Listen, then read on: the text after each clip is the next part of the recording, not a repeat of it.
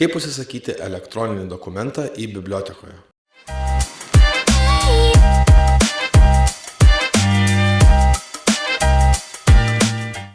Norėdami užsisakyti elektroninį dokumentą į bibliotekoje, atlikite šios veiksmus. Apsilankykite į bibliotekos svetainėje ibiblioteka.lt. Spustelkite prisijungti puslapio viršuje dešinėje pusėje. Įveskite savo prisijungimo duomenis, vartotojo vardą ir slaptažodį. Naudokite paieškos laukelį arba naršykite pagal kategorijas, kad rastumėte jūs dominantį elektroninį dokumentą. Galite peržiūrėti elektroninio dokumento anotaciją, aprašymą ar kitą informaciją prieš užsisakydami. Jei elektroninis dokumentas yra prieinamas, spustelkite užsisakyti. Jei elektroninis dokumentas yra užimtas, galite jį rezervuoti, spustelkite rezervuoti ir laukite, kol jis taps prieinamas.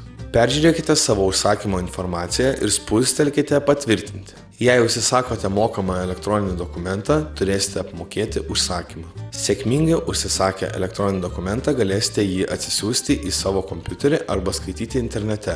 Atsisiuntimo nuoroda bus pateikta jūsų bibliotekos paskyroje ir elektroninėme laiške. Kai kurie elektroniniai dokumentai gali būti skaitomi tik internete. Papildomi patarimai. Prieš užsisakydami elektroninį dokumentą, įsitikinkite, kad turite tinkamą programinę įrangą jį skaityti.